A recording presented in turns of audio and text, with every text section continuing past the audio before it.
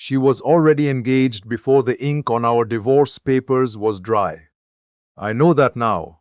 I didn't know it then. Back then, I was just a 63-year-old man sitting in a furnished apartment in Savannah, Georgia, eating reheated soup and trying to remember what it felt like to sleep through the night. That's where I was when my phone rang.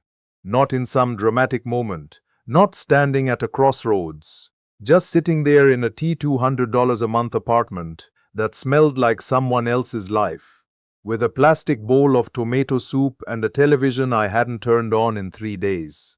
It was my daughter, and the first thing she said was, "Dad, she's getting married. The wedding is in 6 weeks."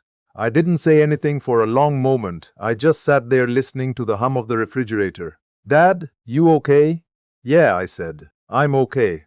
I wasn't okay, but I was also something I hadn't expected to be, not destroyed. I thought that call would break me. Instead, I felt something I couldn't name yet. Something that felt almost like relief. Let me back up, because none of this makes sense without the 31 years that came before it. I married my wife in 1993. We were both young. I was 32. She was 29. I was a project manager for a mid-sized construction firm out of Charlotte, North Carolina. She was finishing her MBA. We met at a friend's cookout on a Saturday afternoon in July, and I thought she was the most put-together woman I had ever seen in my life. Intelligent, ambitious, beautiful. I was proud to be with her. We moved to Raleigh after the wedding, bought a house in a neighborhood that was still developing. I remember the realtor saying the area was positioned for growth. It was. Within 10 years, that neighborhood went from starter homes to established family money. Our house, which we bought for $187,000, was worth close to $400,000 by the time my kids were in middle school. We had 2 kids together. My son, who's now 30, and my daughter, who's 27. Good kids. Smart kids. Kids I am deeply proud of. For most of those 31 years, I believed we were a team. That's the only way I know how to say it. I worked hard. She worked hard. We built something together, or so I thought. I managed the investments. She managed the household accounts. That was our arrangement. And for a long time, I didn't question it. I should have questioned it. The first sign came around 2018. I noticed our joint savings had drifted lower than it should have been. I brought it up at dinner one night, and she said she'd moved some funds around for tax purposes, and her financial advisor had recommended it. I nodded. She had always been sharper with that kind of thing than me. I trusted her. The second sign came in 2020. During the pandemic, she started working from home, which meant long hours on the phone in the bedroom with the door closed. I thought it was stress. I thought it was her job. She'd been promoted to VP of marketing at her company that year, and the pressure was real. I gave her space. I gave her quiet. I made dinner most nights. I told myself that's what you do after 30 years. The third sign I don't want to talk about yet. But I will, because you need to know. By 2022, we barely talked, not the way married people are supposed to talk. We talked about logistics. Who was picking up the dry cleaning? Whether the water heater needed replacing? What time the grandkids were coming over? She had started calling my retirement plans unrealistic. She had started sighing when I walked into rooms. She had started saying things like, "You've never really understood how money works, have you?" in this tone that made me feel about 2 feet tall. I want to be careful here because I am not a bitter man. I don't want to be that man who tears down his ex-wife to make himself feel bigger. That's not who I am. But I also owe you the truth, because the truth is the only thing that makes this story worth telling. She was undermining me, quietly, steadily, for years. And I let her, because I loved her, because I kept thinking that if I just tried harder, if I just earned more, if I just became more of what she seemed to need, things would turn around. They didn't turn around. In February of 2023, I found out about the third sign. A colleague of mine, a man I've known since we both started at the same firm 20-something years ago, A good man, a straight talker, pulled me aside after a meeting and said, "I need to tell you something, and I need you to hear me out before you react." He told me he'd seen my wife at a restaurant in Durham twice, with the same man, close, not the way co-workers sit, not the way old friends sit. I drove home that night in silence. I sat in the driveway for 45 minutes. When I walked inside, she was on the couch watching television, and she looked up and said, "Hey," and went back to her show. I didn't confront her that night. I know some people would have. But I am the kind of man who needs to be sure before he speaks. So I waited, I watched, I verified. Within 3 weeks, I had confirmation. His name, and I will give you just this, was a name I recognized. A financial consultant she had introduced me to 2 years earlier. A man she had praised at dinner parties. A man who had sat at my table and eaten my food. I filed for divorce in April of 2023. She was shocked. That surprised me. She had been carrying on an affair, for what I later learned was close to 2 years. And she was shocked that I knew. She cried. She said she'd made a mistake. She said we could fix it. And I looked at her, this woman I had given 31 years of my life to, and I said, "I'm not angry with you, but I am done." The divorce took 11 months. It was not clean. She contested the asset division, claiming that I had mismanaged our investments over the years and that she deserved a larger share of the marital estate. Her attorney was aggressive. Mine was better. What came out during discovery was something I was not fully prepared for, even though I had suspected it. She had been quietly draining a joint investment account over the preceding 3 years, funds that were supposed to be earmarked for our retirement. Not all at once. Small transfers, $4,000 here, $6,500 there. Once, $12,000 in a single month. Over 36 months, the total came to just under $89,000. Where did it go? Her attorney argued it went toward household improvements and family expenses. The bank records told a different story, but that story takes too long to tell here, and the court ultimately split the difference in a way that was not satisfying, but was final. We settled in March of 2024. I walked away with the equity from the house. We sold it for $512,000, my pension, and my retirement accounts, minus what the court determined was her share. She walked away with her income, her 401(a), and whatever she had redirected over those 36 months that we couldn't fully prove. I moved to Savannah 6 weeks after the papers were signed. I had a cousin there who had been telling me for years to come down. The cost of living was manageable on my pension. The weather was different from Charlotte. And most importantly, it wasn't Charlotte. I needed somewhere that didn't have 31 years of memory on every street corner. That's where I was when my daughter called. Savannah. Tomato soup. Quiet. "She's getting married in 6 weeks, my daughter said. "Who's she marrying?" Silence on the line. Then, "Him, Dad, the consultant." I set down my spoon. My son called me the following week. He was not calling to check in. He called to tell me that he had been asked to give a toast at the wedding, that he had agreed. And then, and this is the part that I have turned over in my mind more times than I can count, he said, "I think you need to hear this from me directly, Dad. He's done well for himself. He's got connections, he's got resources. I think Mom is going to be taken care of." He paused. "It's just you and Mom, the way things were at the end. I don't think you were ever really on the same level financially, and she needs someone who matches where she's going." I was quiet for a long time. Then I said, "I hear you, son."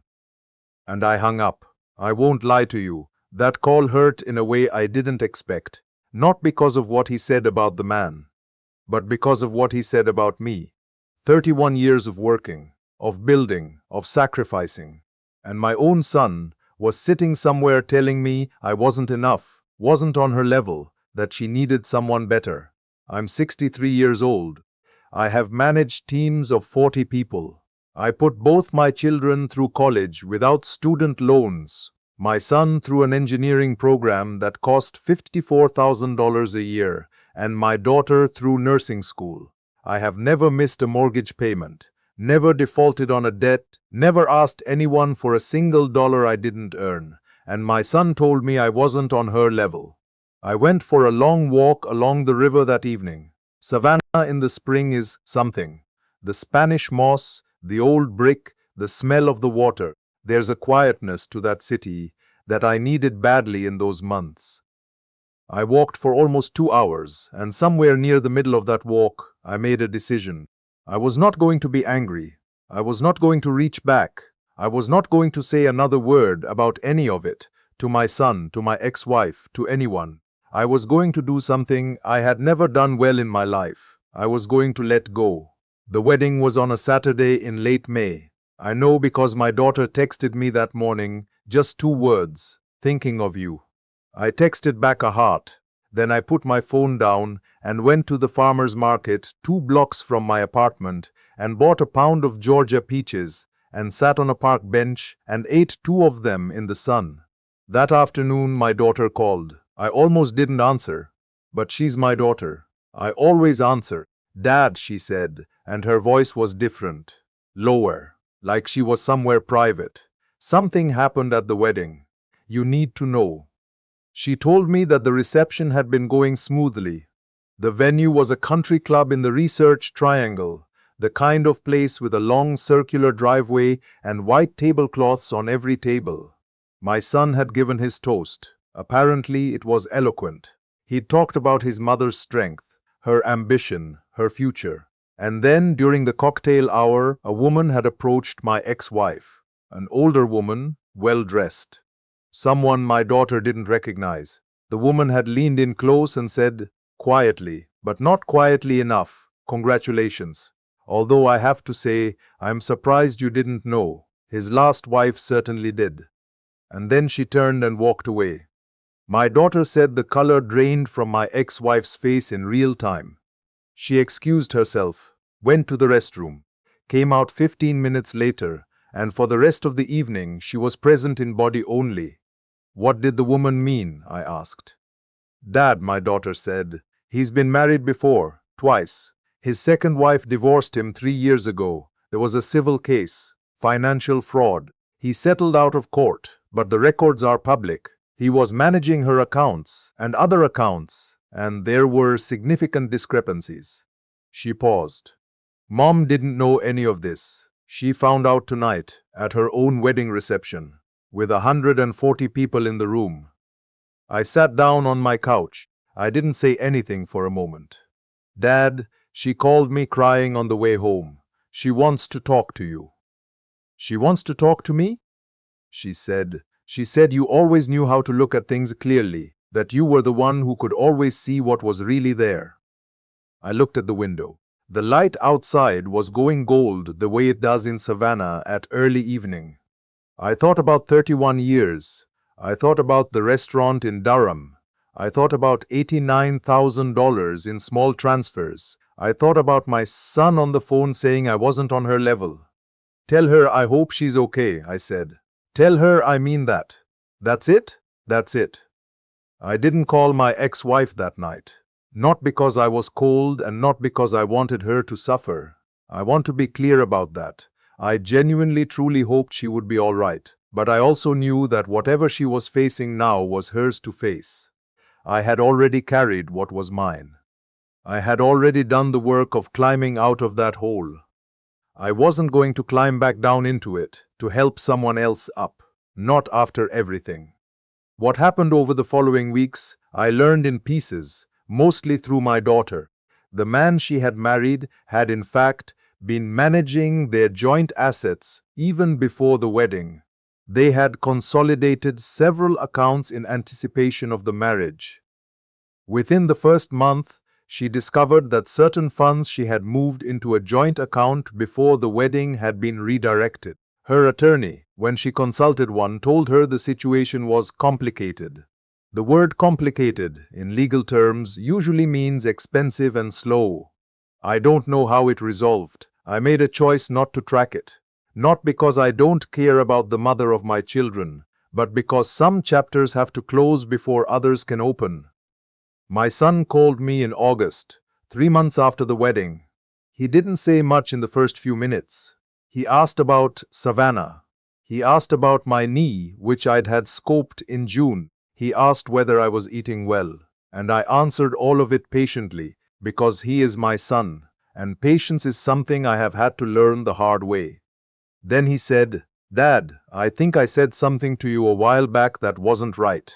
"You did," I said. "I'm sorry. I know you are. I thought she had made a good choice. I thought she knew what she was doing." "She's a smart woman," I said. "Smart people make bad choices sometimes. That doesn't make them less smart, it makes them human." He was quiet for a moment. "How did you know?" "With him, I mean. You never liked him. You said so once, years ago, when she first introduced him to us. You said something felt off." "I thought about that dinner in 2021. The man had been charming. The kind of charming that goes slightly too smooth. Like a floor that's been waxed one too many times. He'd said all the right things. Complimented my daughter on her nursing program. Spoke knowledgeably about interest rates and portfolio strategy. But there was something in his eyes when he talked about money, a brightness that had nothing to do with enthusiasm and everything to do with appetite. "I've been doing this for 35 years, I said to my son. "When someone's too interested in what you have, there's a particular way they look at you, like they're already calculating." My son was quiet again. "I'm coming to Savannah in October," he said. "If that's all right." "Doors always open," I said. He came on a Thursday, drove down from Raleigh, 6.5 hours, and showed up at my door with a bag of groceries and 2 growlers of beer from a brewery he knew I liked. We spent 3 days together, walked along River Street, ate low-country cooking, sat on the small porch outside my apartment and talked the way we hadn't talked since he was in high school. On the last morning over coffee, he said, "You seem different, Dad." "Different how?" "Lighter." And that was the right word. I was lighter, because when you've been carrying the weight of someone else's opinion of you for 30 years, their doubts, their sighs, their quiet calculations about whether you measure up, and then you finally set it down, you are genuinely surprised by how much you were carrying. I'm not going to tell you I have everything figured out. I don't. I'm 63 and I'm starting over in a new city with a new daily routine. And there are mornings where I sit with my coffee and the silence is too loud and I feel the weight of all those years more than I want to. But then I look out at that city, at the Spanish moss and the old brick and the river catching the morning light. And I think about a thing my grandmother used to say when I was a boy. Whenever she saw someone finally free of something that had been wearing them down, she'd say, "Baby, God doesn't always give you what you want in the moment, but He is very precise about what He delivers in the end." I believe that now in a way I never could have believed it while I was still inside the life I used to live. My daughter visited in November. We drove down to the coast, to Tybee Island, and walked the beach in the cold. She put her arm through mine the way she used to do when she was small, and we walked without saying much, and the wind came off the Atlantic and I felt it all the way through. "Are you happy, Dad?" she asked. I thought about it honestly.